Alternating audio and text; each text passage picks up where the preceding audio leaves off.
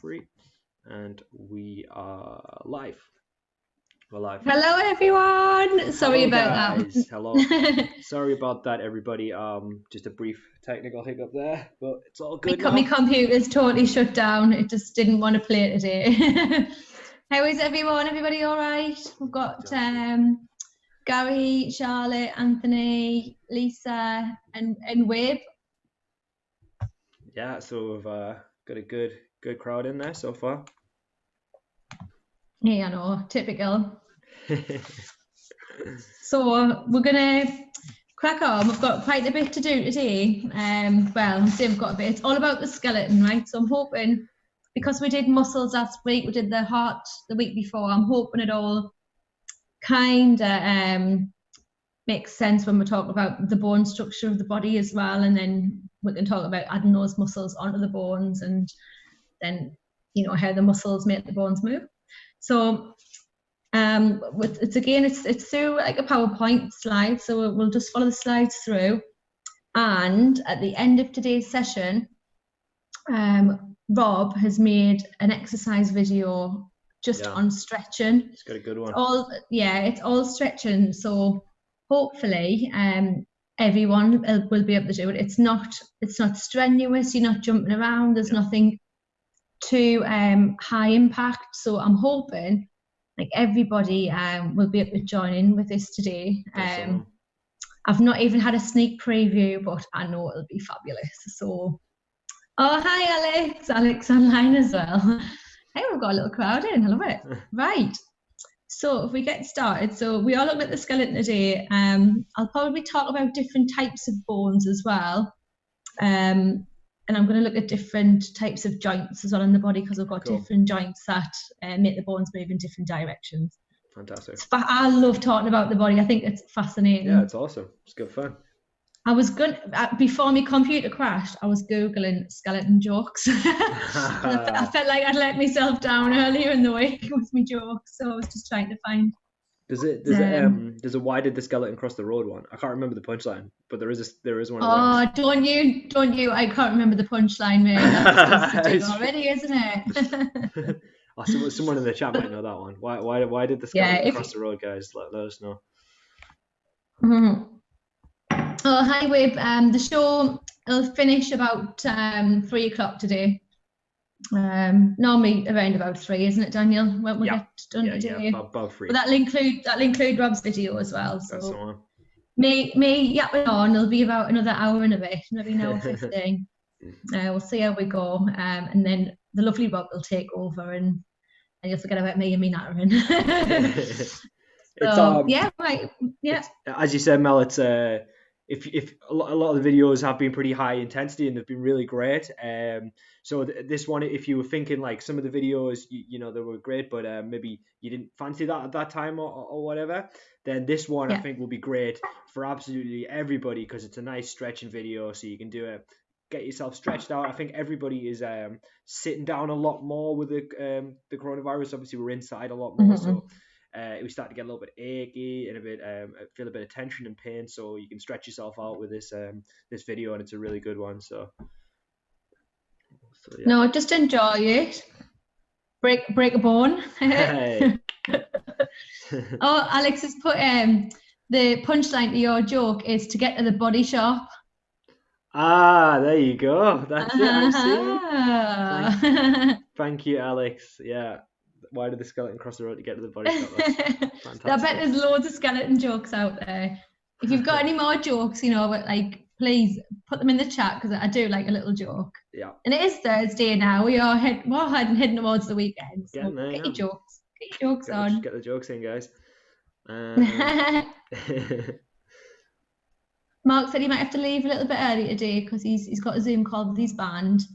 And Sue has done an hour of exercise bopping around the flat to Disney songs. Well, that sounds really good fun, actually. Good job, Sue. That's awesome, man. Yeah. I've had a message on my phone separately. Gary's had to leave the chat at the moment. I don't know if he's coming back. His internet's just crashed, so we get that because we've had our own technical problems this morning. So Gary will probably join us as soon as that's up and running again. Yeah. But my computer just shut down, and it did happen yesterday, halfway through the like the live cooking show, which wasn't very good. Hey ho, this is what's going to happen when you're live. Yep. Anthony's trying to think of a humorous joke. That's because he knows there's a bone called the humerus in the body. He's already there. He's already there. Good one. Right. Anthony. So if we put the PowerPoint on, yeah. I'll tell you a little bit about the skeleton, because the skeleton does have 4 main functions. Have you got that sheet on there, Daniel? Yeah, it says skeletons and joints, and now we've got to the skeleton main functions. Yeah. So so the main functions. Yeah. So there's 4 different functions that the skeleton have, and I'm sure you probably would guess maybe the top 3. So you probably know about movement, because without the skeleton, your body wouldn't be able to move in different directions. It wouldn't be able to move in different positions. You wouldn't be able to run, walk. You would just be a heap of skin on the bottom of the floor, all right? There'd be no structure there. And you wouldn't be able to move, right? So the next one is support and shape, right? So by giving us support and giving us shape, it allows the body to stop collapsing, all right? So everything's joined together, and we'll look at how everything's joined later. But it stops the body just collapsing in a heap. So we've got support and shape and movement, right? And those 2 things you would probably have guessed if I asked you what's the main functions or what's the main jobs. When I say functions, I mean job of the skeleton. Number 3, another important job of the skeleton, if you think about the important organs that we've got in the body. So last week we looked at the brain, looked at the heart.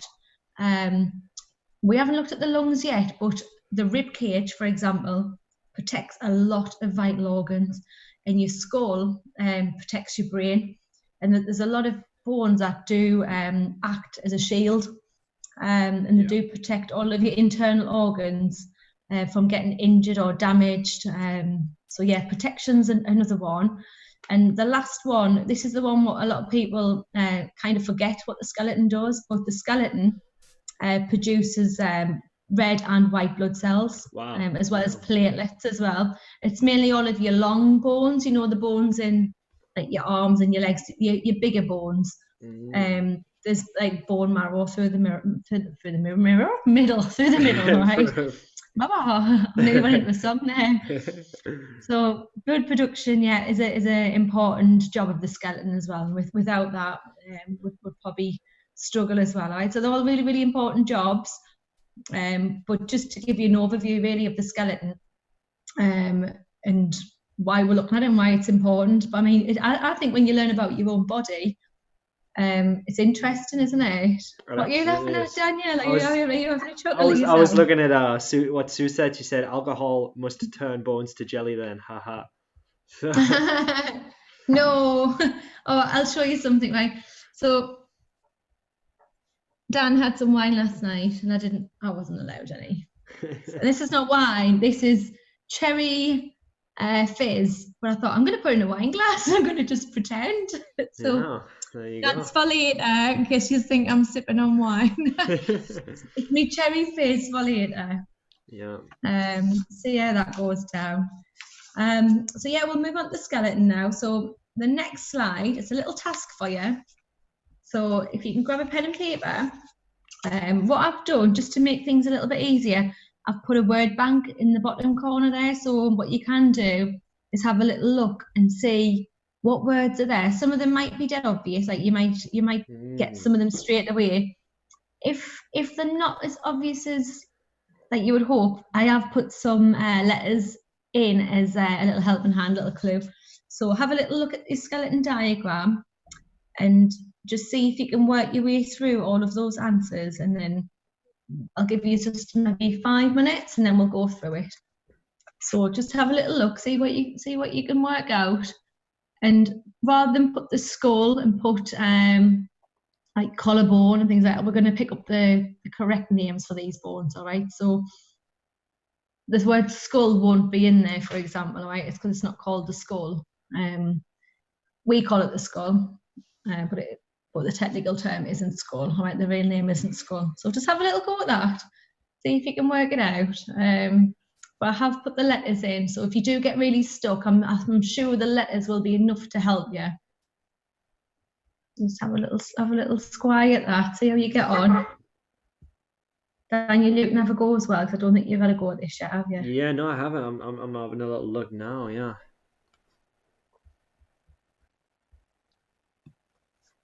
Let's see. I'm gonna look up a joke. That's a good idea.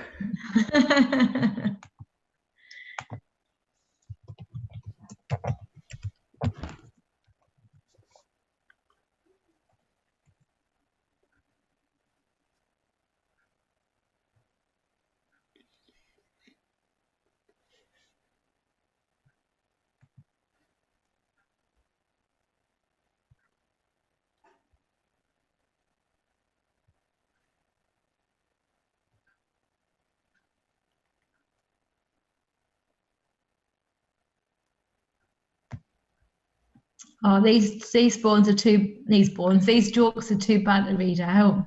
It's nothing like a good dad joke.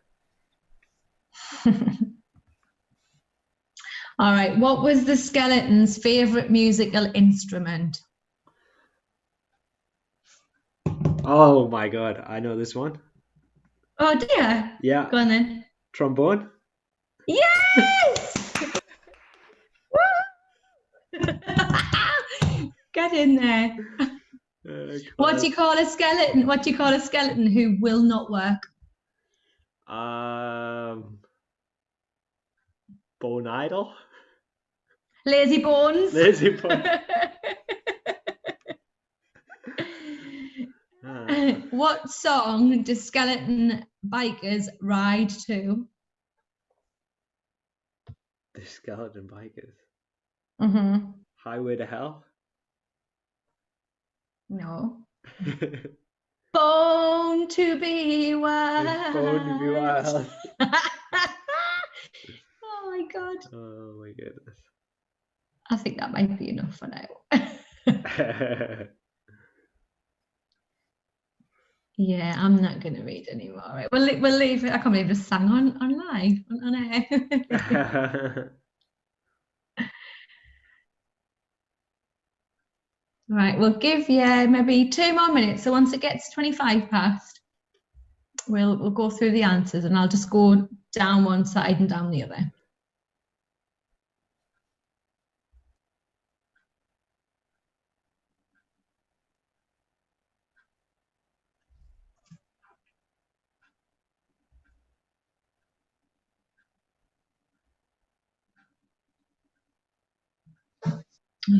Dad jokes at its best, wasn't it?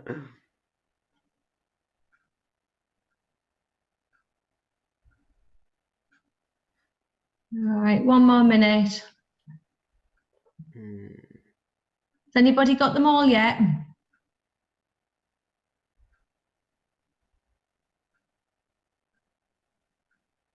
What people tend to get wrong is the hands and the feet. So as we go through the next few slides, Wave, you're a canny singer. Oh, flattery won't get you anywhere, Wave. I'm not giving you the answers yet.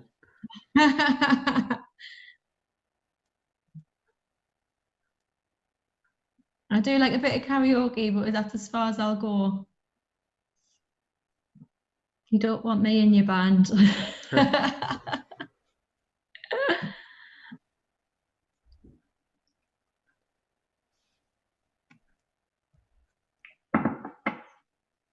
I didn't even get the right lyrics, Wave. I made them up. Right, are you ready for the answers then? Let's do it, guys. Anthony said the leg and the forearms confuse him. Yeah, right, so we'll just leave that slide on. Yep. Yeah, we'll just leave that slide on. I'll just go through it. So right at the top, another name for the skull is your cranium. Now, when you're born, all these plates are just loose and floating, and they're what you call a flat bone.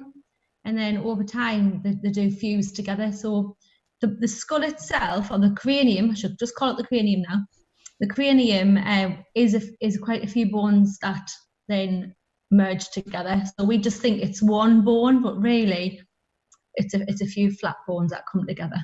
The next one down underneath cranium is clavicle. So this is another name for your collarbone, the clavicle. We have the next one down, which is the top of the arm.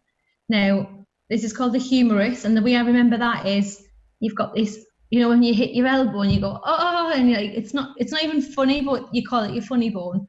Yeah. I always think, well, if my funny bone's there, like the humerus is above it. Some people think the humerus is the elbow, but it's not. It's the big bone above. Next one down, that is your carpals, all right? So the in, like all your hands here, not your fingertips, that's different, not your fingers. The hands that are in here, the hands are in here. The bones that are in here. Wow. Oh my God. The bones that are in here are your carpals. All right, and we've got metacarpals as well, but we're going to look at them later on as the slides go down. Next one down. This one is a bit tricky because it looks like it's pointing to the rib cage, but it's actually pointing to the flat bone at the back of the arm, and it's your scapula. So your scapula is your shoulder blade. So do you know if you stuck your arm out and you made like a little chicken wing? Can you make us a little chicken wing? If you put your hand up the back, Yeah. Up the back. Other way. So that's it. I'm doing yoga pose now. That's it. You have to stand up a bit, Daniel. Come and see your collarbone. Not your collarbone. Come and see your scapula. I'm not asking if you can do that. Come and see your scapula. Is that it? No, you're not even on the camera. I'm just seeing your neck. Oh, that's the best I can do for the day. Yeah, it's just here, right? You'll be able to feel your own if you kind of put your arm up your back, right? You should feel it sticking out. So that's your scapula. Your next one, the bone down the middle of your rib cage, we would call it the breastbone, but it's actually called the sternum, right? So you might have heard of some of these words, you might just not be familiar where they are. So sternum is down the front, and then we have spine. All right, but the spine, when we look at the spine later, we'll see it's broken into different areas. Some of the spine is fused together, but it's not always fused together. So again, we'll talk about the spine once we get onto that side later. But the spine goes right up into your skull, and it goes right down into your pelvis. Wow. And the end of your spine is called the coccyx. You might have heard of that. And my God, if you land on that, it is painful. I did fall on it in netball about 4 months back, and I couldn't even sit up in the bath. It was so bad. So that's probably the first time I've really, really hurt it. But my God, the pain, it shoots up your whole spine. It's you'll know if you've ever landed on it. It is really, really painful. So yeah, that was spine. And then the bottom, so we've got carpals in your hand. If you think of carpal tunnel. In your feet, we've got tarsals, and the way I remember that is T for toes. So tarsals is your feet, carpals is your hands. So down the other side now, we've got the ulna and the radius, and I'll show you how you remember those two later. So those are the bones in your forearm. Now, if I had my hand this way, there would be one way, wouldn't it? And if I turn it that way, they're going to swap. So it's not an easy one to identify in a diagram. So you have to look at where the little finger is and follow the bone down. But I'll show you later. I'll show you when we get to looking at the arm bones how you can tell the two apart, because like, they are different bones. But it is a hard one to do. You like that? Feels weird, actually. Hi, Daniel. Hello. So ulnar radius. Further down, it's two words, and that's your rib cage. That's what protects all of your heart and your lungs, and some of your other organs. Further down again is your pelvis. Underneath that, we've got the femur, which is the long bone on the top of the leg. Then we've got your fibia and your tibia, all right, or tibia and fibula, I should say, that way around, because that's how they are on the diagram. But again, I will show you how to differentiate those two bones, because people get confused with the leg bones and the arm bones, especially because they're so close together. Yeah. So as we go through, hopefully, Anthony's remembered some of the, you're showing off, Anthony. showing off all your knowledge. So he's Wow. remembered that you've got lumbar spine, thoracic spine, and cervical spine. Good job, Anthony. Can you remember? We don't call it spinal, we call it something else, don't we? It begins with a V. Does anybody know what each little bone's called in the spine?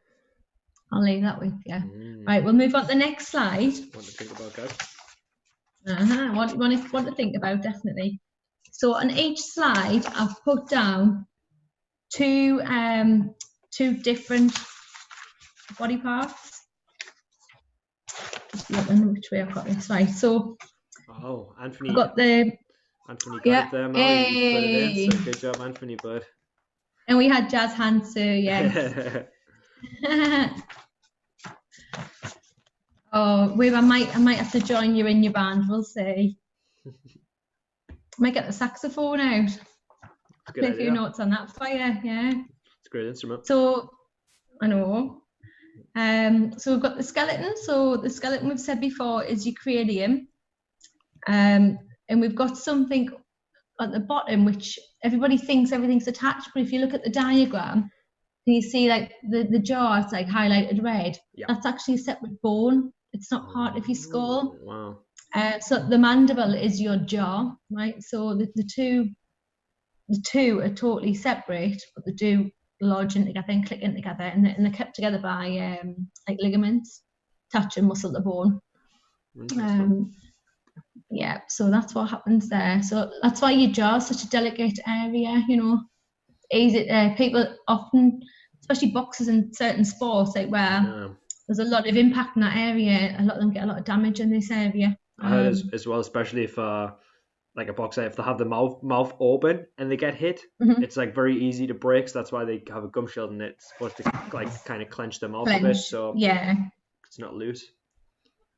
So there's two words. What I would say do, if you want to, obviously you can watch this video back, but if you've got a pen and paper, write them down. Write down cranium, and then I've put in brackets what it is. So if you copy that down, you need to try and draw the diagrams or anything like that. But if you can put cranium and then in brackets skull, it just reminds you what that is. And do you know what? Like even if you picked up a few new terms today, you never know when you might need them again. You might enter a quiz and they might say, what is the correct name for the skull? And you go, I know that.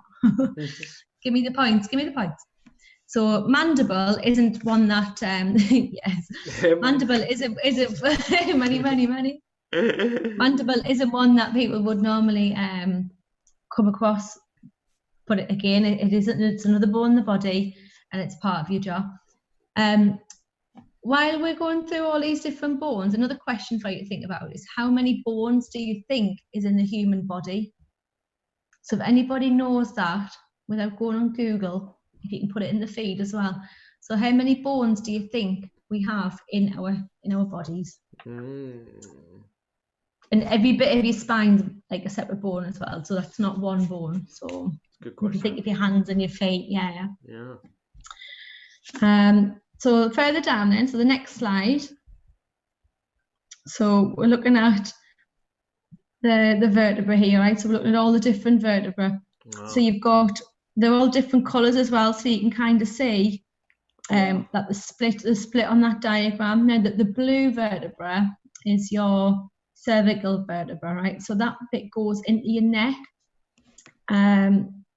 Yeah. And there's 7, I believe. I think there's 7 vertebrae that go into your skull, right up your neck. Daniel's trying to feel every single one of his vertebrae. Yeah. It'll send you to sleep. It's quite relaxing when you go down all your bones. Like a self-massage. The pink area is your thoracic part of your spine. Now, a lot of those vertebrae, that's where your ribs attach. So your ribs attach to that part of the spine. And there's a little bit of movement there, but it's not as much as the next part down. So in your thoracic spine, in your pink bit, there's actually 12 vertebrae. So you've got 7 in your neck, 12 behind your ribs. Then we've got the lumbar spine, which is the green bit. Now your lumbar, this is where you get the most movement, all right? There's a lot of movement there. your neck, you can kind of like turn it round, so you've got that kind of movement, whereas your lumbar, you've got the twist and the bend, and there's a lot more flexibility down there. And that's where a lot of people get back pain as well, because it's easier to get bad posture. So what I would say to you today, one thing that you can try and think about, just try and sit up a little bit straighter, especially when you're watching the telly, because I think a lot of us are becoming a little bit more sedentary now. Yeah. So try and just be aware of your posture and try and sit up, or try and be on your feet a little bit with your shoulders back. It helps with your breathing and everything. But your lumbar spine is where you're going to get the most problems. Underneath that, you've got two other parts of your spine. Does anybody know what they're called? Do you know what they're called, Daniel? The one just underneath the lumbar? Underneath the lumbar. So you've got a yellow part, and then the end bit is what we've already mentioned before. The end bit is the coccyx, as we mentioned. Yeah. But... So the right at the bottom, I don't know if you can see very well on that diagram, but there's, after the yellow bit, there's like a little blue area. Yeah. That is your coccyx, all right? So there's a couple of bones down there. And your yellow bit, I'll help you out, it's called the sacrum. There you go. I didn't know that, so yeah. Yeah. So the lumbar has 5 vertebrae. Your sacrum is 5, but they're fused together. When you're born, it's all like cartilage. It's not actually, doesn't form together as bone, it's cartilage, so you've got a bit of movement there.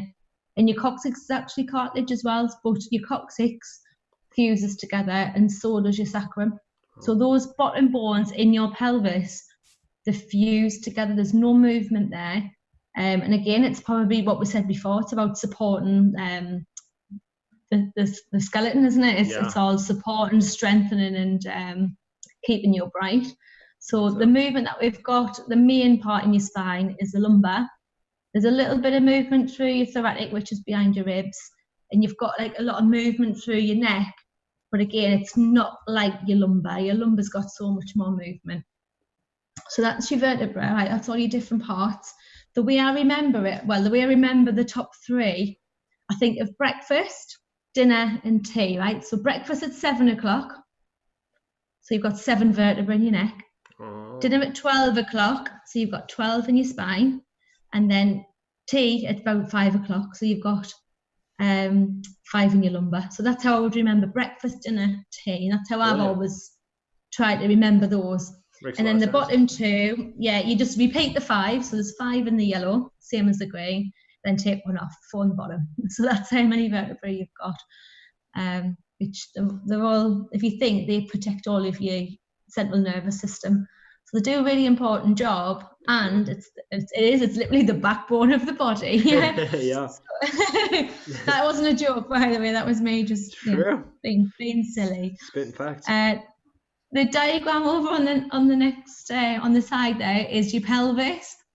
As you can see, that's quite a big body. That's quite a big diagram. I can't even give notes on that. Big bone. There you go.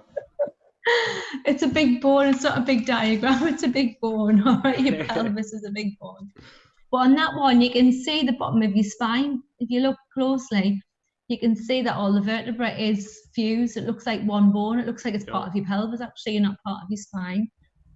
That's it, yeah. So, yeah, I think we'll move on from that one, Daniel. Looks like eyes at the bottom there, kind of. Like a mask, like a highwayman's mask. Oh, yes, I see it. What are you like? Right. Notice how the bones fit, though. Like the leg bones, like they do kind of slot in, don't they? As well, it's weird. Our skeleton's weird perfectly to think. formed, isn't it? I was literally thinking that as we were talking about this. I was thinking like, it's just mad that we've like evolved this way where our body's like, this is to do this, and this is like everything has a purpose. So interesting. Everything. Yeah. I mean, there's some organs you can remove and go without, and I mean, a lot of people, you know, they have limbs removed and things like that. But it's weird how we can. Well, not weird. It's amazing how we can adapt to different. Definitely.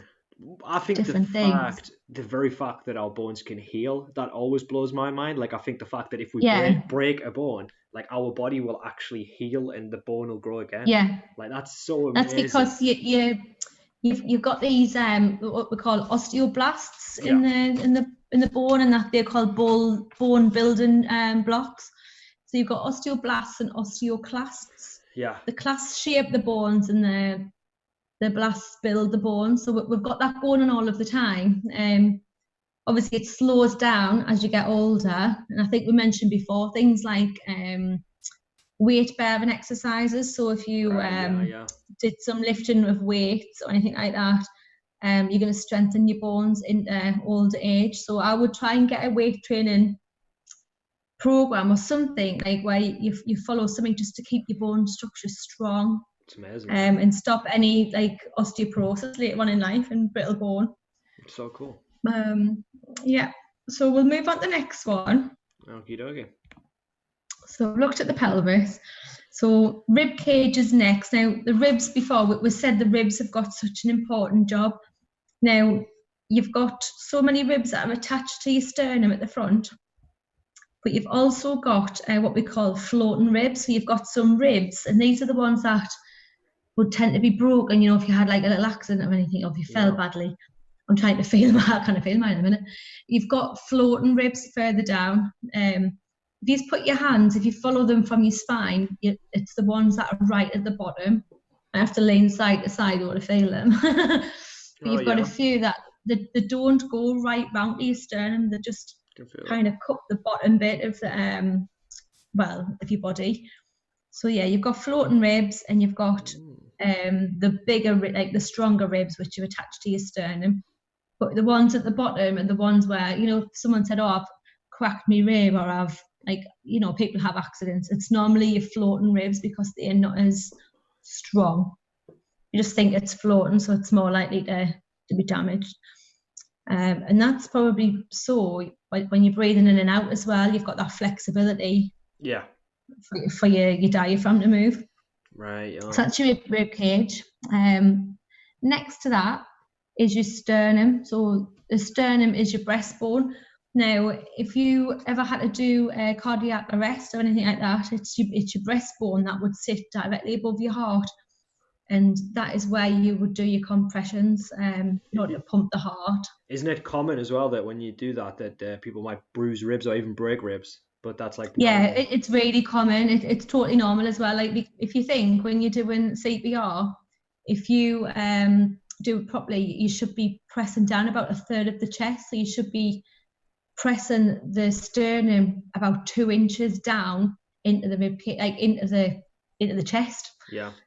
So the likelihood of breaking ribs is you know, it's pretty much going to happen. I think it is over 80%. It will happen. Wow. Yeah. But you can, as you said before, Daniel, like ribs and bones that can heal, and you can, within 6 to 8 weeks, your broken bones have like healed themselves, and it's amazing. Yeah, it really is back to normal. Like it might have a weakness there, but it's pretty much back to normal. Whereas CPR, it's about working on that person immediately, there and then, and yeah, you don't want to waste any time. So if you do break a rib, you break a rib.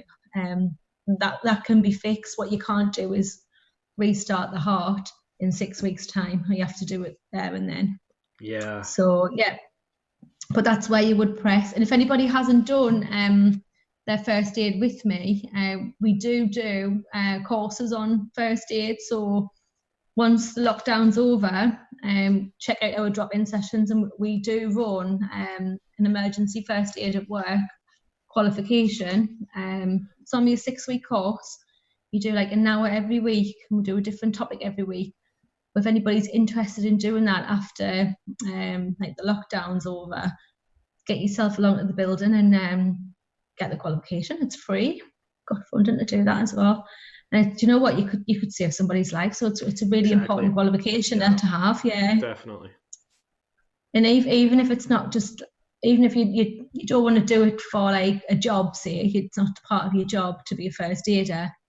Think about the people that you love and that you care about. Like you might be able to help one of those people one day. So I just think everybody should know the basics of first aid. But if anybody does want to do it and they've never done it, they've never got the qualification, And please inquire. so And Sue, we'll get that sorted, yeah. Sue said, register me for first aid course, Mel. So Sue's obviously down for it. I will too. As soon as we're back open, it's not something I can do over. I need to show you on the dummies a little bit more. Like I kind of just like do it virtually. That course, it needs to be done in the centre. So as soon as we are open, yeah, we'll probably have another course straight on. And she said that yeah, definitely. And for her 2 carers too. And also that she says that after lockdown, she's going to bring her wheelchair with her to Norfolk Street in practice to strengthen her spine. So definitely some good stuff there. Definitely. Brilliant. And okay, so we've got a couple of guesses for the bones. I don't know if you want to pick Go back on up then, what have we got? So Sue, I think, reckons 206 bones. Oh, right, okay. Charlotte reckons 210. Anthony reckons definitely over 200. And Wibb's mum says 242. Wibb says 242, but his mum says 260. There's, when you're born, so do you know when I said before about babies having different parts of their skull and having fused together, and also your spine as well. So all these bones are all separate. There's actually 231 bones in the body. However, when they fuse together, so if you think you've got the coccyx that fuses together, the sacrum that fuses together, parts of your skull that fuse together. Once they fuse together, that brings it down to 206. So who said 206? Because they are right. Let's have a look. 206 I think it was Sue, wasn't it? Was Sue Dale, yeah. Brilliant, very good. Well done, Sue. So yeah, 206 is what you would have as an adult, but you are born with a few more, and then they fuse together, so they become one bone. Well done. Brilliant. Good job, Sue. Right, where are we up to? We are up to clavicle. Yes, we are up to the clavicle. That's the one. Clavicle and scapula. So your clavicle goes right along here to 2 collarbones. This is the only bone, I shouldn't say this, is touch the mud. This is the only bone that I've actually broken, and my God, it was painful. Wow. I couldn't lift my arm up, I couldn't tie my hair up. My dad was doing my hair. Yeah, I had ponytails out of this side. Oh, it was pretty bad. But yeah, the collarbone runs straight across, and it's not. Well, you can see on the diagram I've put it's red on the diagram. It's not a big bone. So any direct force straight down, you probably would get a fracture, you would break it. I don't think it's as strong as some of the other bones in the body.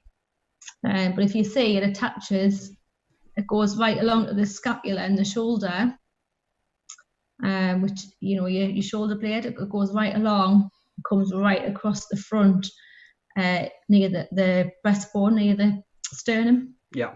So it attaches quite a few bits. It gives that strength and structure again. So that's got an important role. But again, write that down. So you've got clavicle, which is your collarbone.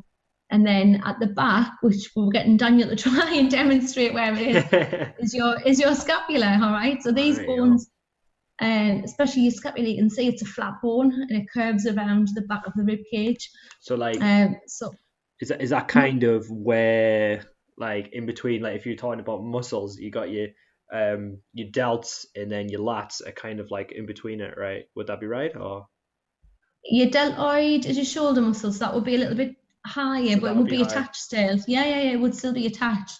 Because if you think about that movement you do with your shoulders, your scapula moves with those exercises. Yeah, so it is all attached.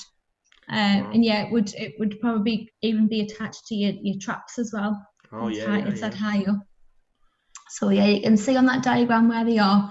We always call them the shoulder blades, but scapula is the correct term. So if we move up the next one, so the next bit we're going to look at is the bones in the arm. So we've said before about the humerus. I think Anthony did put a joke out about the humerus. Top of your arm, think about your funny bone, think about remembering the name humerus by it being near your funny bone. And then in your forearm, so ulna and your radius, the way I remember it is, up from my little finger is your ulna. So if you look at a diagram, no matter which way the hand is, always follow it up from the little finger, and that bone there is your ulna, and your thumb is your radius. So your ulna is always where your little finger is, right? Because it doesn't matter which way your hand is, that bone will move with your hand. All right. And ulna is a shorter word than radius. So if you think little finger's shorter as well, that's how I remember. So shorter name, shorter digit, shorter. All right. So ulna, radius, that's your two for your forearm.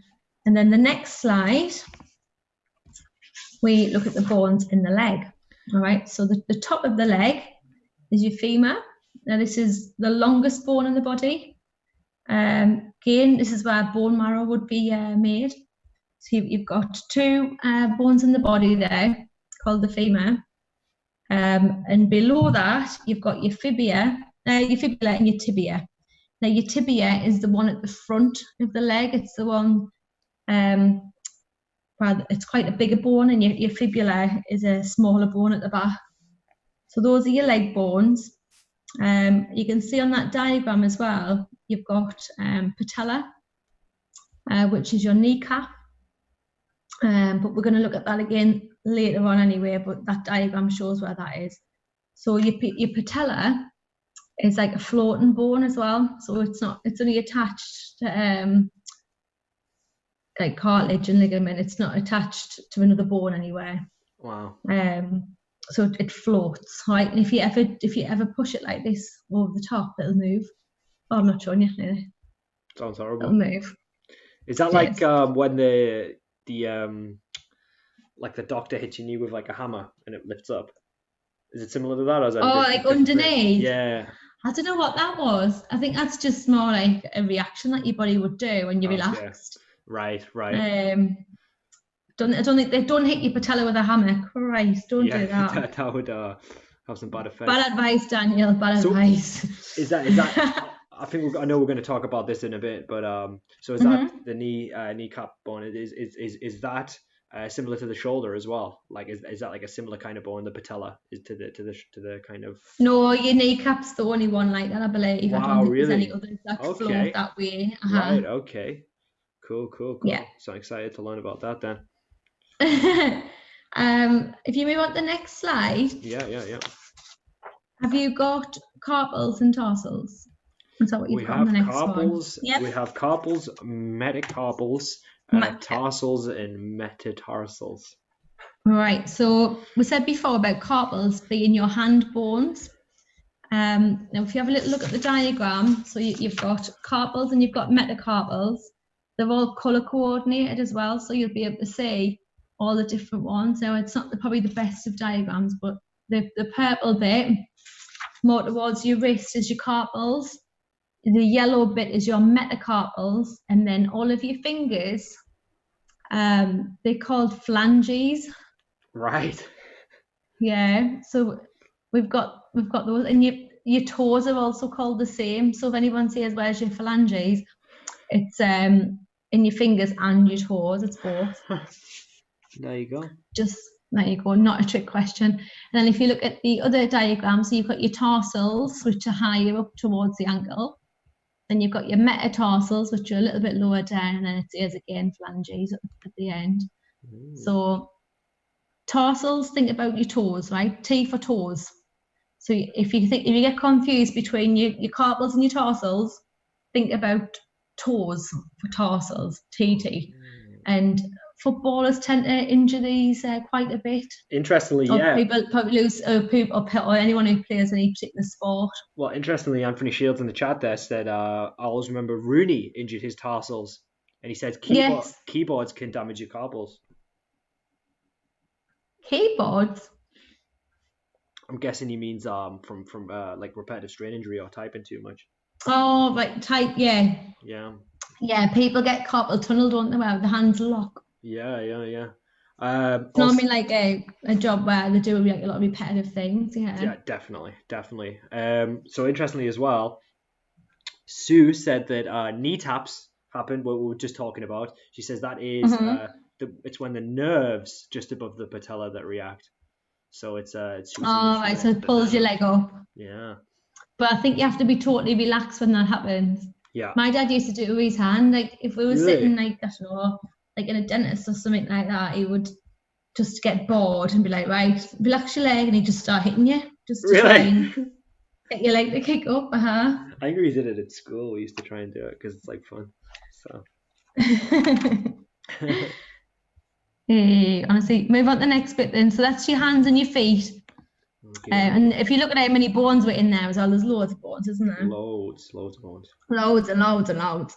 So the last slide before we do a little quiz, I'm going to test you. So this is why I was asking you to write it down. Oh, if you haven't, it's going to be a tricky quiz. So flanges is your fingers and your toes. All right, so it's just all the digits on the end, and your kneecap is called the patella. Now, the way I remember patella is I think of a little ball of paella. I think it sounds similar. I think paella. Nutella. That's what I'm thinking. You're thinking of Nutella, like the round drop, the shape of the. All right then. If you want to go with Daniel's way of remembering it, then that's fine. Chocoholic in the room. Brilliant. Class. So I've got a little quiz for you. There's 14 like clues really. They're not questions as such. I don't know if Daniel have you put that slide on, Daniel? Yeah. So we've got a skeleton quiz, and I've even managed to find a little skeleton that points down like this. So that's awesome. Cool. Yeah, he's cool. Yeah. So what I want you to do, so you can write the numbers 1 to 14.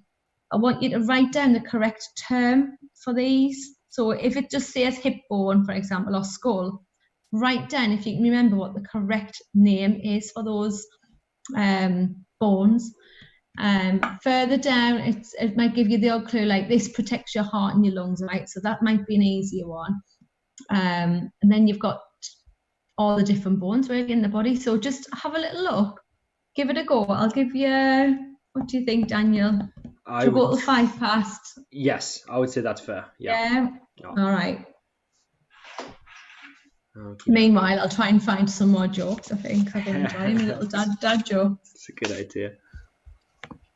So we'll have a little go at that quiz, see if you can come up with the answers.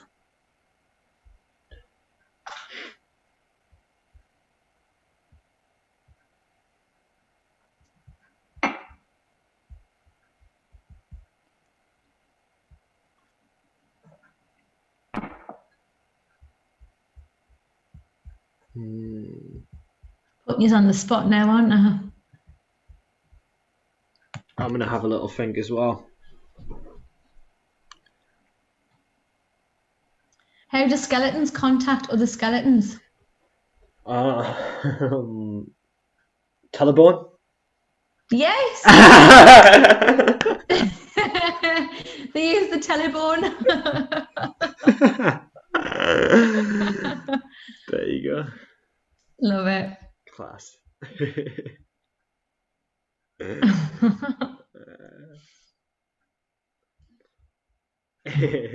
Wibbs is saying he's just tuned in with his Wi-Fi wireless headphones. Fantastic stuff. I'm clever. Oh, excellent. Good stuff, buddy. That's the one. Goody, good. Anthony says, I've got them all, but not written. Okay, well, as long as you can keep them in your mind, Anthony. All right. Then you should be all right, bud. Maybe it's easier to write. Go on, Mel. I've got the joke here. Okay. How does skeletons say hello? Okay. I can't think. This one, I'm blank for this one. Bonjour. Okay, yeah.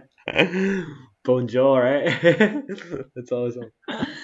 That's how a French skeleton would maybe say, right? It's a French one. I know I should have put the word French in there. You might have got it. Yeah, a French skeleton. That's awesome.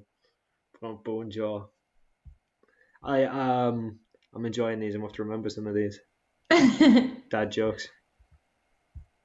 Classics.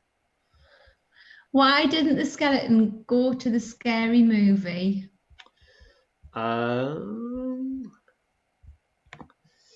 He Why didn't the skeleton go to the scary movie? I don't know. Why didn't the skeleton go to... He didn't have the guts. Oh, man. I should have known that one. I should have known that one. That one's a good one, too. I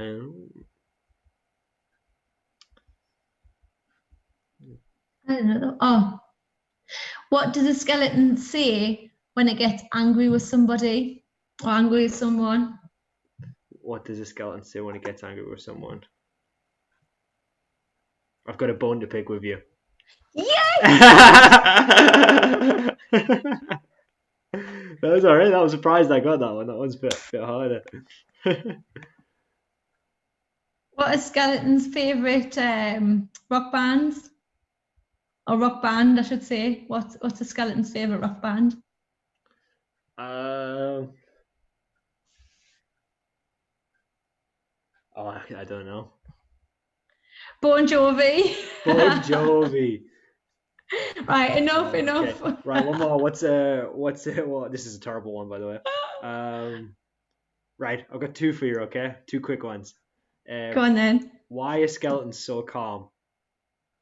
Oh. Go on then. Because nothing gets under their skin. Oh, okay. Okay, and then the last one, Mel. What's a skeleton's favourite instrument? Trombone. Oh, we had a similar one. We've done it! Oh, well, the one I've got here is saxophone.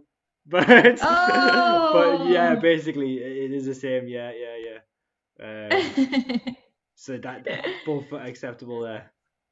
Okay, well, last one. Okay. But then go on, Mama. Right, this is definitely the last one. Why did the skeleton cry his eyes out?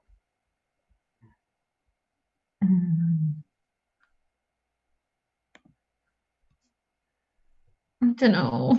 Because he didn't have anybody to love. Oh, sad joke. Yeah, it is a little sad, I guess. Bless him, poor skeleton. Oh. Charlotte says that, Mel, you need to write a media savvy joke book. So No, I don't, Charlotte. No, I don't. These are off the internet. I've not made these up. Yeah. I'm sure we could make them up. I've got one more. Okay, let's hear it. Why didn't the skeleton eat spicy food?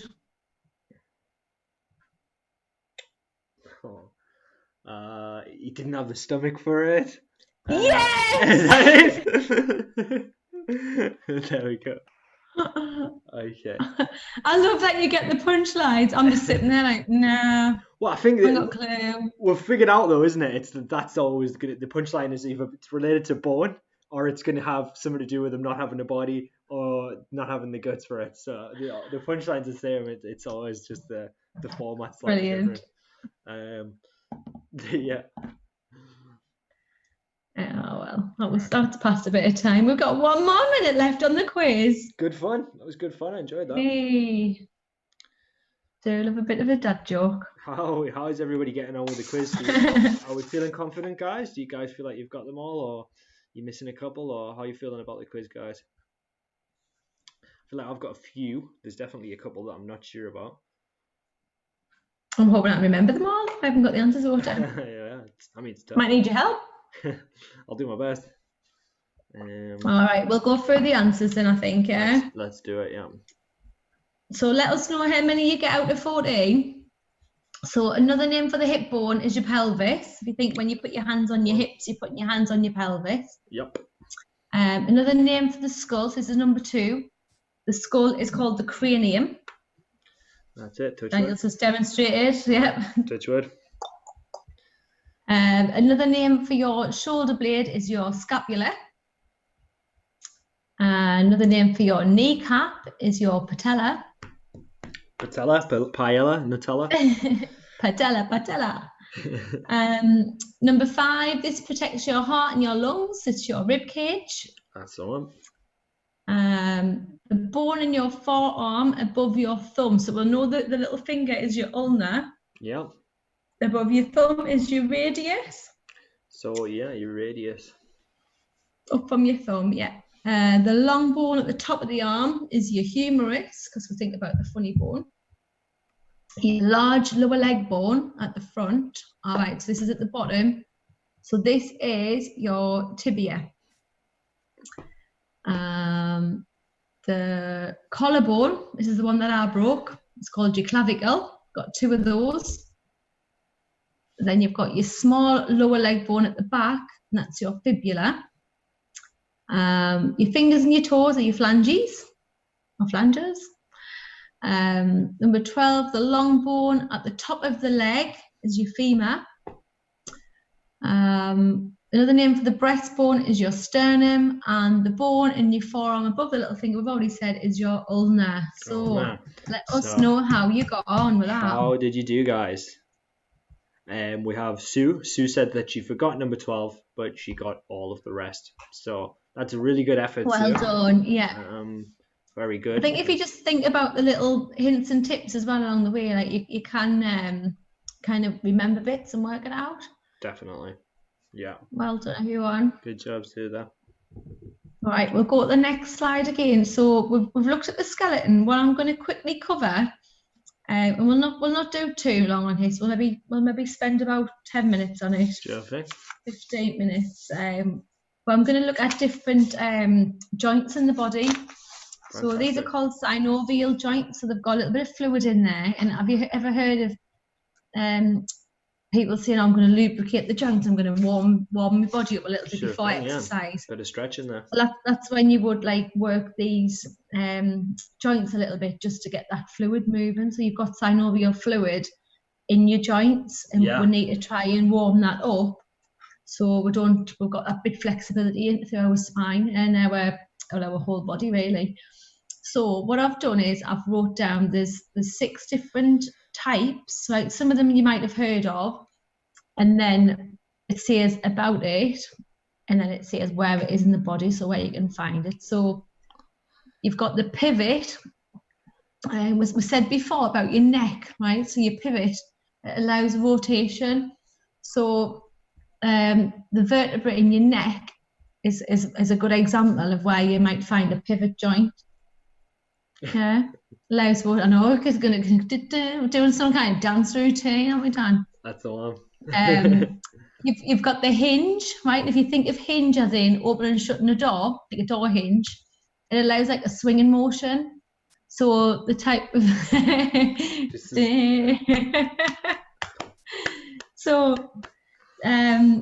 type of places that you'd find that in the body, you might find it in your elbow, ankles, fingers, toes, and your knees. All right, so you'll find it in all those different places in the body.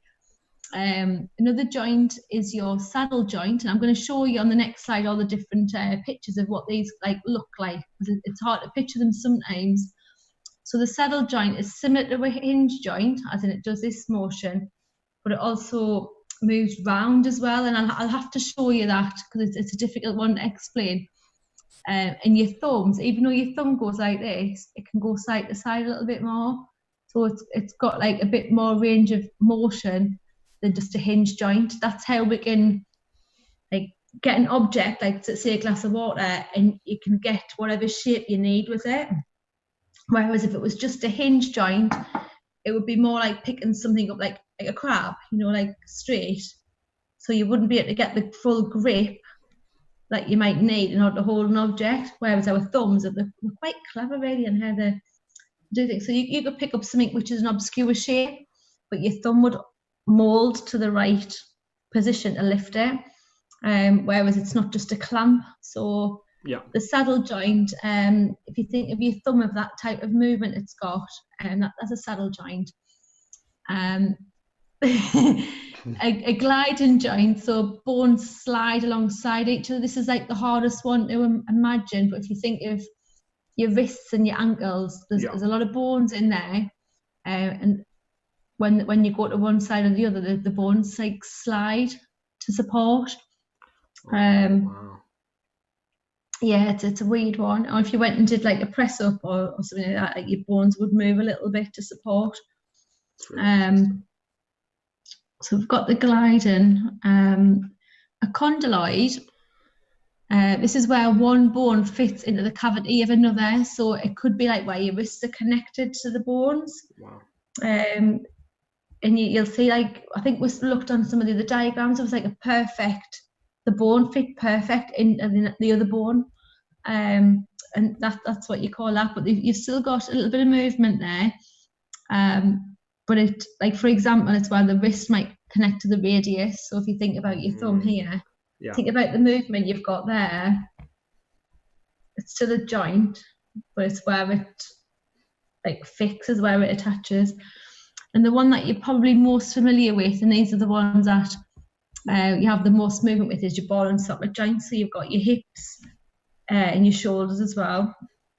And you've got the biggest range of movement there. So by warming up your shoulders and warming up your hips when you're exercising, like, those are probably the two main areas to warm up. And then obviously you would go to your smaller joints, which is your knees, your ankles, elbows. But if you think about your hip joints, like jogging on the spot, circles through your hips, circles with the arms. You might reach up with the arms and do loads of different things that way, just warming up that part of your body.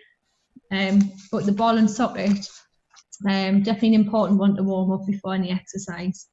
So if you go to the next slide, Daniel, what I'll do, I'll try and show you a little, like a little cartoony picture of each one, just so you can kind of picture how it works. Brilliant. So the hinge joint, so we said about the hinge joint being like a door, all right? So it allows that movement, like a hinge, right? So that diagram there kind of represents the hinge, how it would move. The pivot joint, so this is like your neck rotation. So remember when I said about your spine at the top being able to rotate around? So that's your pivot joint. That's the one in the middle there. So if you think about the red bit being your spine, and then there'd be a cartilage attached to allowing that movement. Your ball and socket, so the bit of red around the yellow ball there, that's like the socket there. And that ball can move up, down, round, circles, all right? So as long as it's within the socket, it's got total range of that type of movement. Now, your saddle joint, if you remember, that was your thumb, yeah? So your saddle joint, can you see how it looks like a horse saddle underneath? Yeah, it does. So it's kind of like, it's like this, isn't it? So it's got that movement and it rocks around a little bit. So it allows so much more flexibility than a hinge joint. Even though the two are closely linked, they are slightly different in how they work. So that's that one. We said about a condyloid, so the one in the middle there at the bottom. This is like where your bones in your wrist might meet like your radius and your ulna. So they kind of mix quite close together, but there's still that movement there. Yeah. But it's not really a joint that we would think about warming up. It's just another joint in the body that you kind of need to know about. And gliding, so this is like your wrists and your ankles, like them bones kind of glide over each other. Wow. As and when they do. So that's just a little diagram there, just so you can kind of picture what they look like. Yeah. I think that ball and socket one and the pivot one, even the saddle one, I think looks so like interesting. They're really it's so interesting. I think like your body has all these different kind of shapes, how they like interact with the muscle and stuff. It's because you don't think about it, do you, when you just like live as a person? You're not thinking like, oh my, like there's a socket in my body here. Like you're not thinking that all of this stuff is happening in your body all of the time. Like all of this is moving like together. It's so crazy to think. But really, have we got anything in the feed there, Daniel, or not? Yeah. We've got quite a few things here. So that just about these joints, see if anybody can have any comments on that. So one thing that Wib said was, my neck has clicked for years. Is there anything I should be worried about? And in response to that, Sue said it's nothing to worry about, Mark, but you can look at some neck physio exercises online or neck massage to release possible stiffness or pain. It might just be that you're not maybe doing a little bit movement enough to warm your neck up. Like like my thumb clicks a lot, but like it happens. Don't worry about it. My neck clicks too. I think you would know if it was a problem. Yeah, Anthony, yours does it? Yeah, my neck clicks all the time, and sometimes it feels pretty good if I've got a bit of tension in that, like I click my neck, it's like quite nice. I think as well, it's like oxygen just getting back into the joints as well, so it's like Yeah, sometimes you get little bits of air trapped, that's like little pockets of air. So when you hear them noises, it's sometimes just air coming out of the joint. That's it, yeah. Anthony said opposable thumbs, so I'm guessing he's mentioned that we've got opposable thumbs, which is like thumbs which are. It's just what separates us as humans to a lot of other primates. Yep. Which is pretty cool. Good point, Anthony. I like that. Yeah, very, very cool. And then Sue asked, metatarsal, is that the bones in the ankle joint itself, Mel? It's not in your ankle, it's in your foot still, but it's next to the ankle. Right, yeah. Or is it the ankle? Yeah, it's quite high up. But it's more, if you go back on the, Daniel, if you go back onto the foot. Can do, yeah. Diagram. Because your ankle's actually part of your tibia and your fibula. We just call it the ankle, but it's not a separate bone. So there we go. But if you look at the foot diagram there, you can kind of see your tarsals. They're still on your foot, but they're quite high up on your foot. Yeah. Then your metatarsals are further down on your feet there. So you can see that. Yeah, so you can see there, like it's still part of your foot, but your ankle joint is where it meets, if you know what I mean, like it meets the other bones, but it's people think your ankle's a separate bone, and it's not really. It's separate. All right, just so you can have a little look at that. I mean, God, go back over these. These are going to be on our YouTube channel for a little while. Yeah, so if you want to revisit it all, go back and have a little look at it. That is a great point, Mel.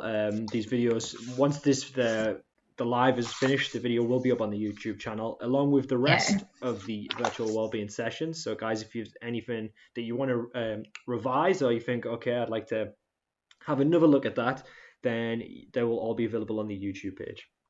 Obviously, we're on week 5 now, so we've been through 5. So this is the 5th session. So there is 5. 2 more to go. Yeah, 2 more to go, guys. There is 5 sessions available there, and you can have a look through those, and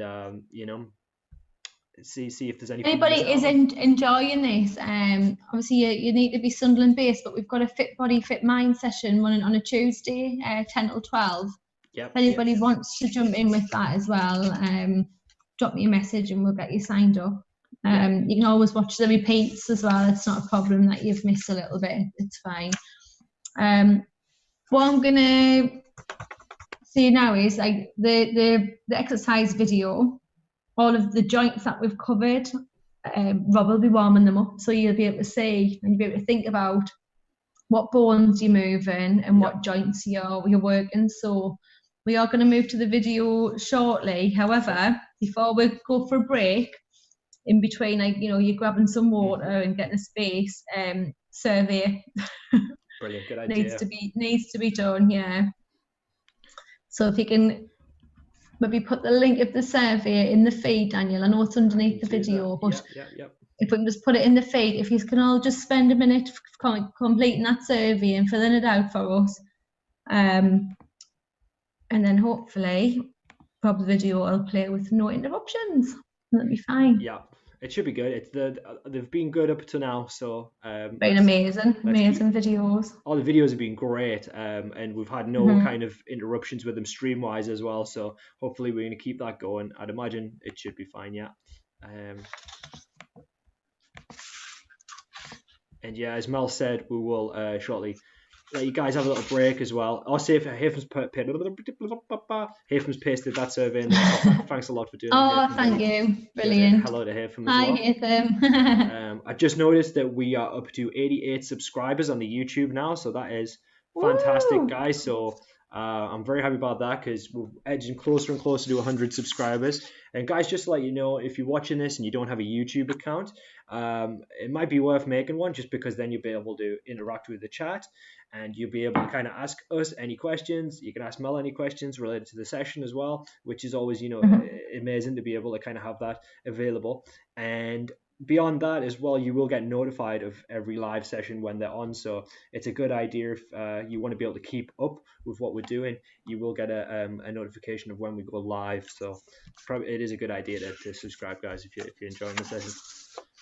Have we got anything on tomorrow morning, Daniel? Do you know, or is it just the yes evening? So tomorrow morning we have, I tell you what, I believe we have family e-safety from 10 to 12, and that will be Ella and Haytham. There is family e-safety from 10 to 12. I'm just going to double check that there. Yes. And then we've got the staying connected later on as well. So we've got 2 tomorrow. Yeah, so family safety, guys, with Ella and Haytham from 10 to 12, which would be great. Obviously, as we've spoke about a bit today, we're all at home a lot more. So e-safety is probably more prevalent than ever. So I think that's something to definitely look forward to. And then, as Mel just mentioned, from 4 to 5, we also have Staying Connected, episode 12, and we will have a special guest for that, guys. The way that we've decided to do the Staying Connected, if you've been keeping tuned, is Monday is going to be Alana, Wednesday is the longer one with me and Haytham, and then Friday is just one with an organization, a person from an organization. And so we're going to hope to have a special guest for Friday, so please stay tuned for both of those as well.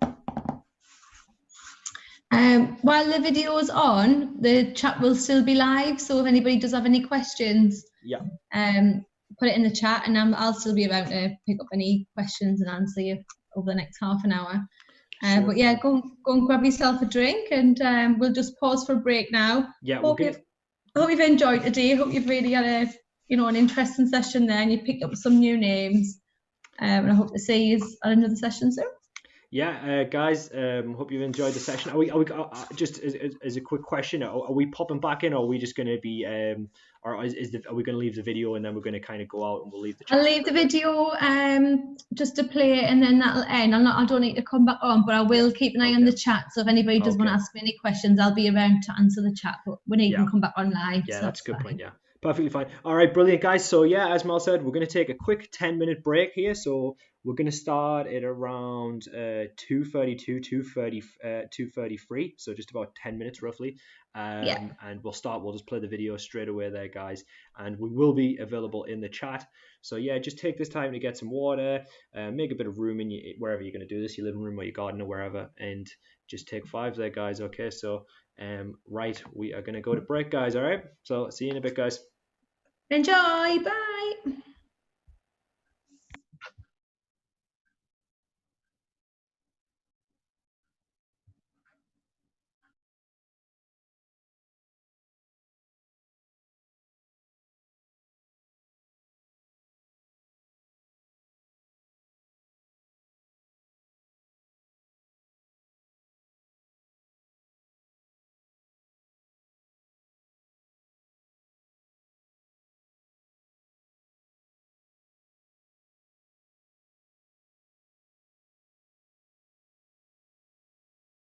Put some pictures up online, got some good feedback, and decided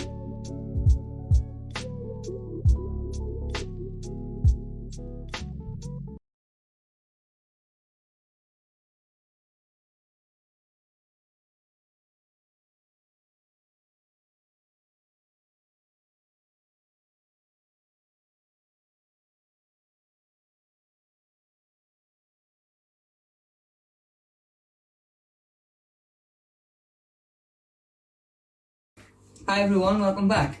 So we're all staying safe, keeping us fit and active as we can at the minute. So we're actually going to have a bit of a change of pace this week. We're going to slow things down and just take some time to stretch off. And the last couple of weeks that we've done, the last couple of sessions that we've done have been quite high intensity. So yeah, like I say, just chill things out a little bit today. So it's important to stretch off for a lot of different reasons. Namely, we do carry a lot of tension, just day to day in the way that we hold ourselves, some of the movement patterns that we move through that we don't realise. So we just stretch those muscles out and release some of that tension. We often find ourselves slouching day to day, be it, you know, when you're driving, sat at home on the couch, when you're scrolling through your phone, even when you're typing, be it on a keyboard or whatever. So yeah, it's just important to think about your posture, take a little bit of time, even if it's once a week, just to try and be mindful of it and correct it. Cool. So stretching is really important as well to make sure that you're taking care of your joints and making sure you've got the biggest range of motion you can get with them. How often do you go to do something that you haven't done for 10 years and move through a certain pattern and you find that you can't anymore? You know, I do from time to time. And blood flow as well, really important to think about. Flow of blood around your body, getting that oxygen where it needs to be. Stiffness can actually affect that as well, stiffness and tension. So we stretch off, loosen up and just help things work how they're supposed to. Yeah, cool. So today we're going to do a full body routine rather than breaking it down and isolating anything. We're going to take between sort of 15 to 20 minutes. By all means, go back afterwards, cherry pick a couple of exercises that you think work best for you or that you maybe feel the most or that are going to give you the most benefit. Chuck them into some sort of routine yourself. You know, by all means, put one together yourself. Let us know how you get on. First of all, we're going to get warmed up before we make a start. Right guys, so to get you warmed up, we're going to be doing what we call some dynamic stretches. So rather than just taking a muscle, pulling it as long as we can make it while it's still cold and potentially hurting something, we're just going to run through some basic sort of movement patterns, get everything moving, everything warmed up and flowing how it should, yeah? Cool. So like we do for a warm up, make sure you've got a little bit of space, just be aware of your surroundings, and we're going to get you moving, literally just lifting those knees up.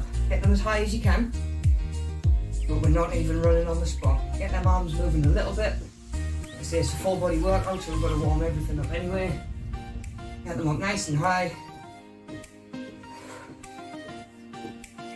Not the most strenuous session that we've done today, but we do need to make sure that that heart rate's up and that blood's flowing. Yeah, we're going to go into heel kicks, just on your toes.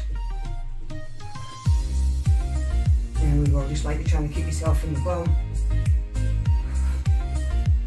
Just get that heart rate up.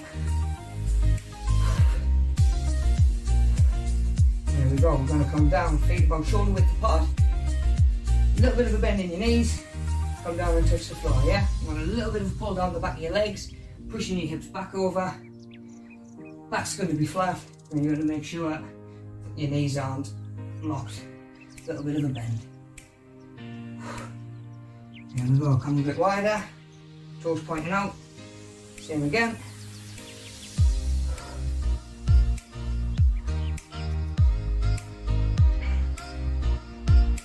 Last one, we're going to come up into some waist twists, side to side, just loosen up that lower back, loosen up your obliques.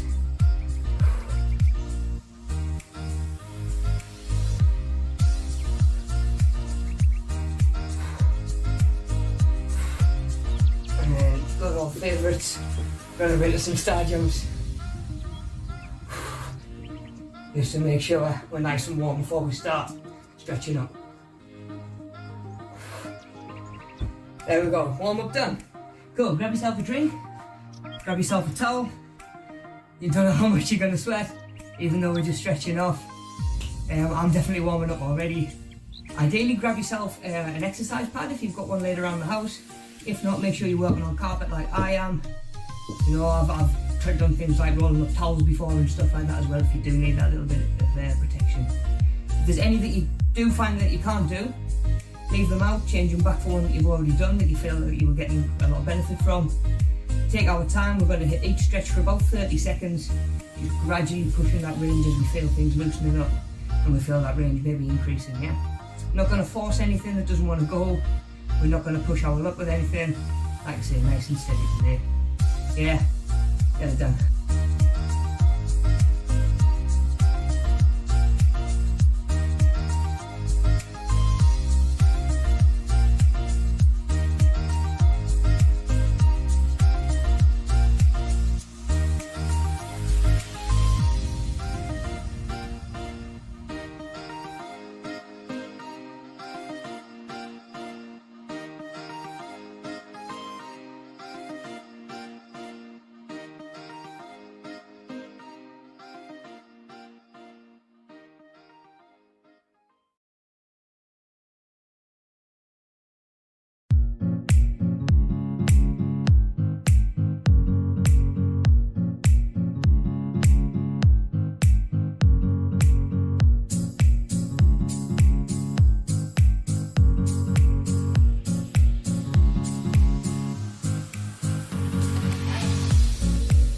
Any that you find, we're going to have plenty of time to swap over in between stretches.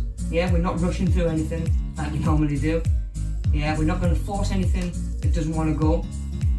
And we're just going to gradually just try and extend our range of motion while we're holding for that 30 seconds and you feel your potential range increasing, yeah? Cool, right, so let's get it done. Like I say, holding each one for about 30 seconds. You want to stand yourself off to start, right in the middle of the room. Going to reach up, nice and tall. That's it, just stretching through the body. Lift your chest up, and you're trying to feel them shoulder blades move. So you're just bringing them up towards your ears, letting them drop. Shoulders up, and then back down. So standing nice and tall.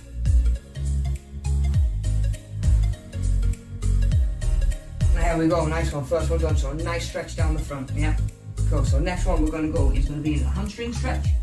So we're going to bend your knees, come down and grab your ankles, and we're going to push your hips up, straighten your legs out. There we go, and drag them hips back over, yeah? So your back's nice and flat, really activate them hamstrings. See, we can do these static stretches now, because we have warmed everything up, got a little bit of blood flow to those muscles, and got those joints moving.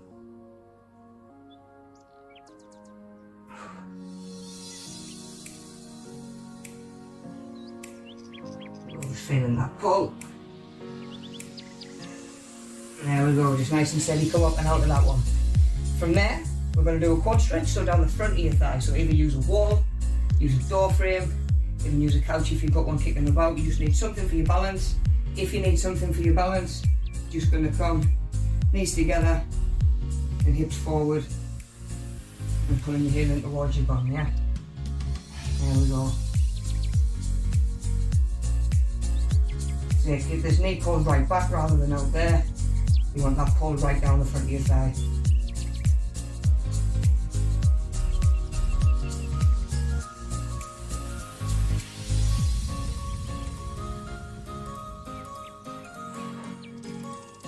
There we go, we can come out of that one.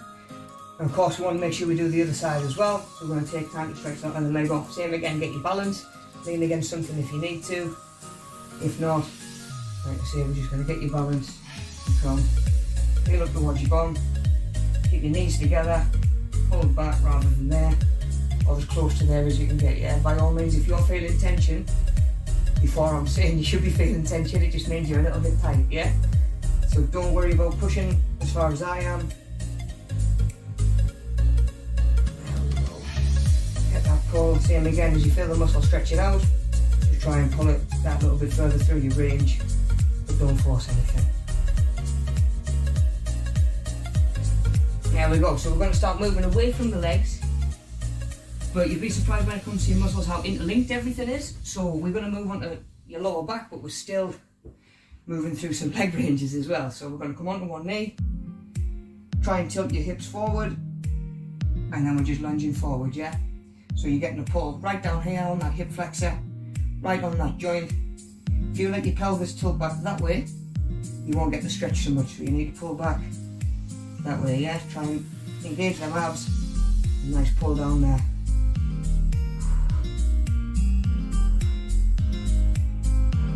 Go. As always, think about your breathing, take your time. There we go, nice one. So we're going to swap it across, because we're always going to make sure and swap it to the other leg as well.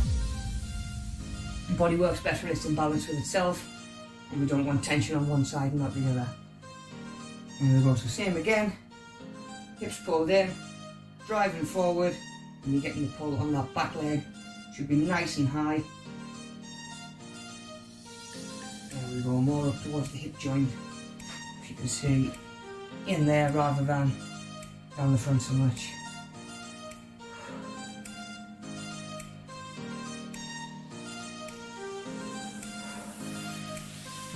And then just focus on your breathing, balance, take your time. Cool, so back across to the other leg, similar position, but rather than coming straight out, we're going to come at 90 degrees. So all you're going to do, gently rock over to one side.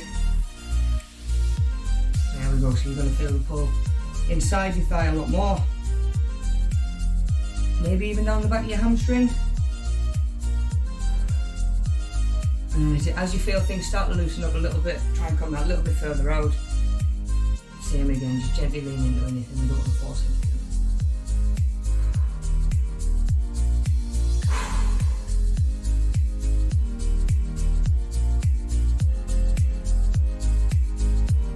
There we go, we'll come out of that one, we're going to swap, same again on the other side. So swap your knees over, out about 45 degrees, not straight ahead, not straight out to the side, somewhere in between. Same again, just gently rock your weight over onto this other foot. There we go, so same again, we're going to feel the stretch. And then we can just move that a little bit further as we feel things loosen up.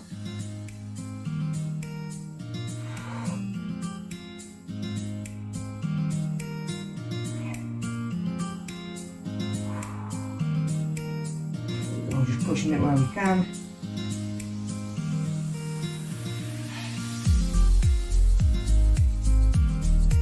And there we go, so we've got one more to do on either side.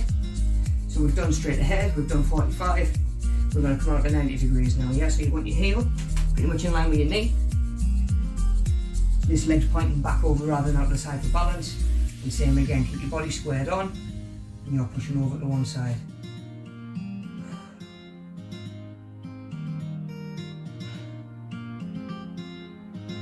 So depending on where you've got your tension, you might feel that one of these is easier than the other. And someone else might feel it completely differently, yeah? It's all depending on how tight we are and where we're tight. Same again, just push it if you can.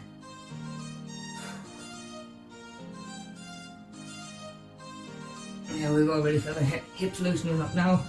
Last one, over on the other side, same again, heel in line with your knee. And slowly rock your body weight across. Feel that stretch down the inside.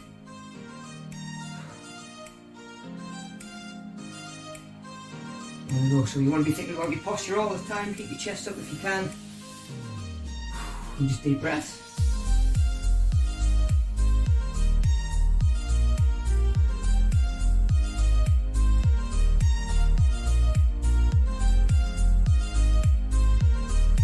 So push it a little bit further if we can.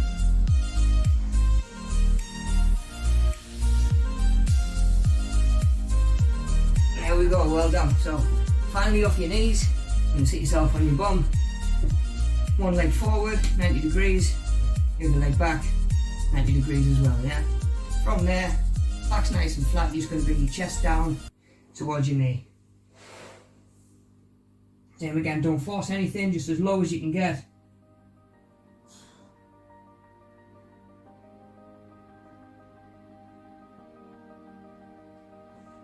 Same again, get as low as you can, when you can.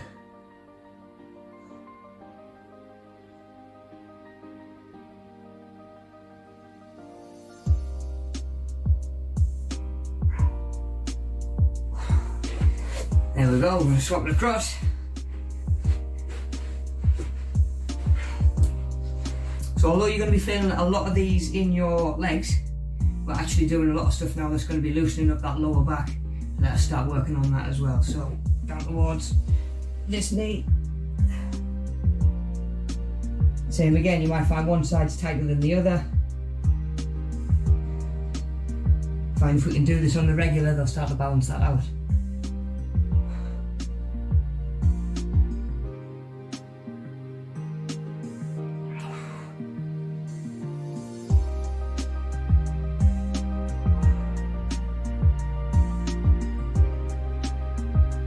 There we go. So we're going to take that stretch that you're probably feeling in your glute on the side of your bum and just emphasise that a little bit more so it comes up into your lower back as well. So you're going to lay yourself down, knee's going to come in, this shoulder's going to stay down, and you're going to rock across. There we go. So you're going to feel a little pull in your lower back and still down the outside of your glute. So make sure this shoulder stays down. There we go, and kick this knee in nice and high.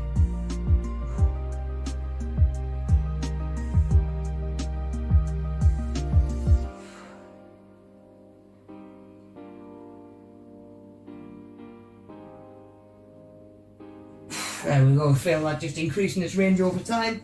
Same again, quick little breather, and we're going to swap across, do the other side as well. So we'll lay it down.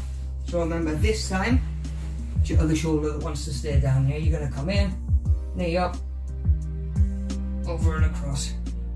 Same again, pull there, right down your back, outside of your glute as well.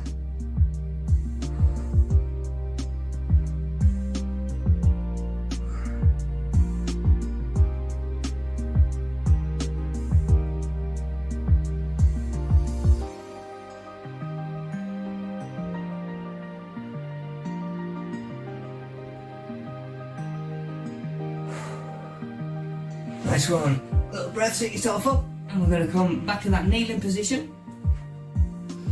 And you're going to slide your palms right out in front of you, as far as you can, and rock back onto those heels. So you've got a nice pull down your lats, and bringing that lower back in as well a little bit. There we go. Try and get right back onto your heels.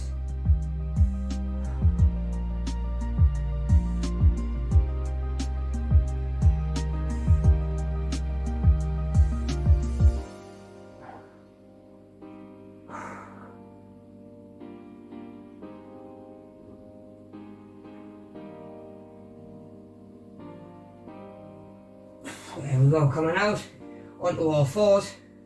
And this next one we're just going to alternate between arching your back down over and pulling it up towards the ceiling. Just getting a little bit of flexion on that spine as well, yeah? So you're dipping your back and arching your back. Just getting it all moving.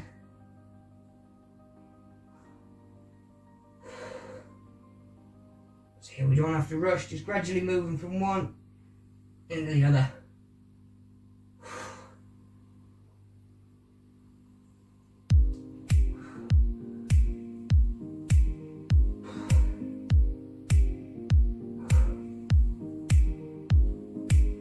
Nice one. So from there, we're going to work up your back a little bit. Start bringing in the back of your shoulders, as well as some of those higher back muscles. So staying in that kneeling position and try and get your arm through and underneath. And all you're going to do is just twist and get as much of this arm flat to the floor as you can, yeah? So if you come through and it's the back of your palm, that's fine. Excellent, just get that stretch. Gradually working your way down as low as you can. Opening up that shoulder joint on this side. Getting a little bit of a twist on your back.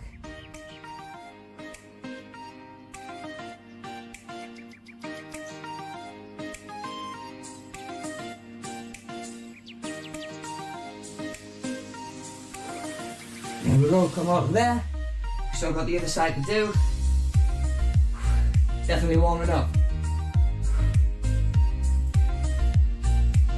Same again, back down in that position, reaching across. Get round as far as you can.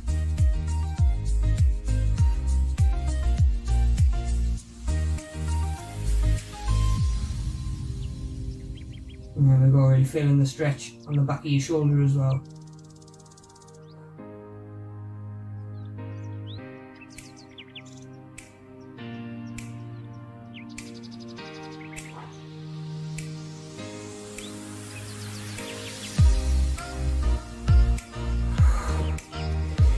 There we go, nearly done. Nearly done, we've got a couple to go. So you're going to come back to that standing position. Standing up nice and tall again. I'm going to grab one wrist with the other and just lean over to one side. So we're just going to stay on the same side, just moving across nice and slow, so we're not bouncing on the stretch, just moving it through the range that we can get.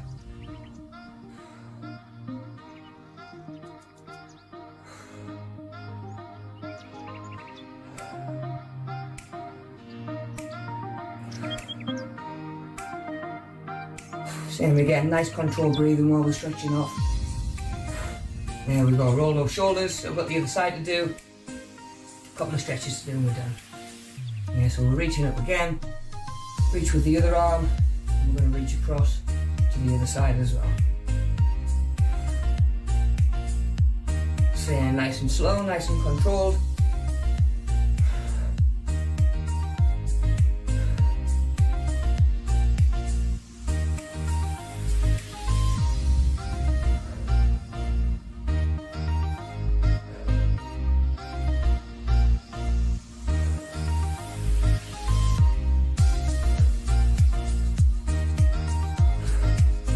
One.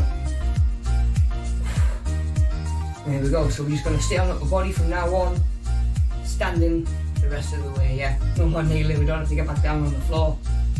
So we're going to do this one, reach across the body and pull behind the elbow. There we go, open up that shoulder joint.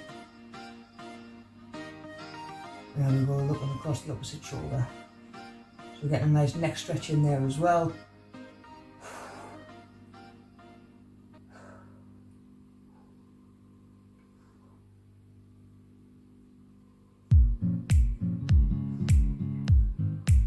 There we go, just focus on your breathing and the ones that let you. There we go, open it up. Same again, swap across to the other side. Pulling behind the elbow again.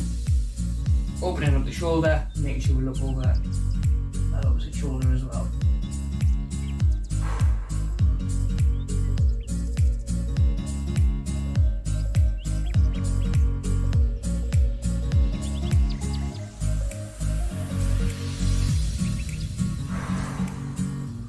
Just big deep breaths now. Just loosening up this upper body to finish up with. Last 10 seconds. Really get that stretch. A little bit more if you can.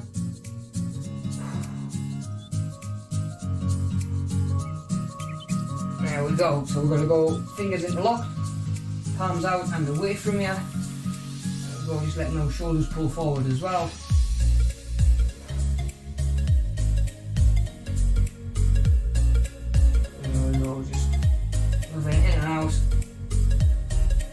Get that stretch.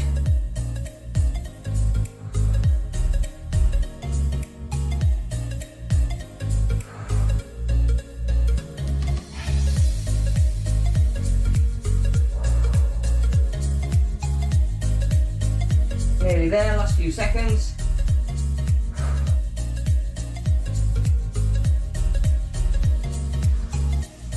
And there we go, now last one, we're just going to do some arm circles. Just get those shoulder joints moving a little bit more as well. Just watch out for the ceiling lights. There we go, last one. Just get all that blood flowing around the body. There we go, nearly there.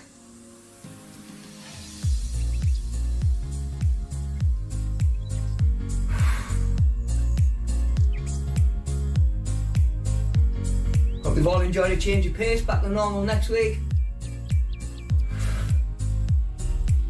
There we go, we can even reverse that and come back the other way.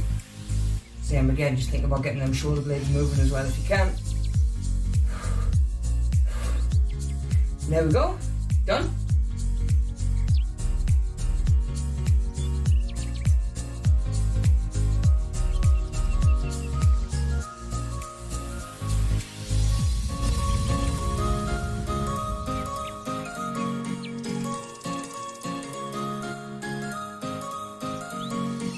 So there we go guys, a full body stretch routine that you can do even if it's once a week in less than 20 minutes. I prefer to start my day off with some stretches, You know, wake myself up a little bit, take a little bit of time. It's personal preference, it's entirely up to you. Try different times of the day. Some people prefer it sort of later on in the evening, wind down before bed, but it is important that we're doing it. And we actually hear stories, and I've worked with clients who they have a pain in one area, be it lower back, and when we actually break it down and take time to assess it, the problem's actually coming from elsewhere. Be it a tight hamstring that's pulling the pelvis into a position that it doesn't like, be it a calf injury and the way that you're walking to accommodate that. So there's a lot of stuff that we can sort of break down if we just take a little bit of time to listen to your body, where it's tight, what's working, how it should, what isn't, and then we can take it from there, you know, just take a little bit of time. Well done everybody who has been doing these. Actually, Anthony, I know you've been smashing them the last couple of weeks. Keep them selfies coming in because we do want to see them. Charlotte, Gary, give a couple of these stretches a try. See how you get on. Like I say, get in touch with me on Mel if you have any trouble with any of that, yeah. Speaking of Mel, I hope you're all keeping up with the home cooking channel and the recipes that she's putting out there. Check it out if you're not. And of course, as always, stay safe, look after yourselves, and I'll see you next week.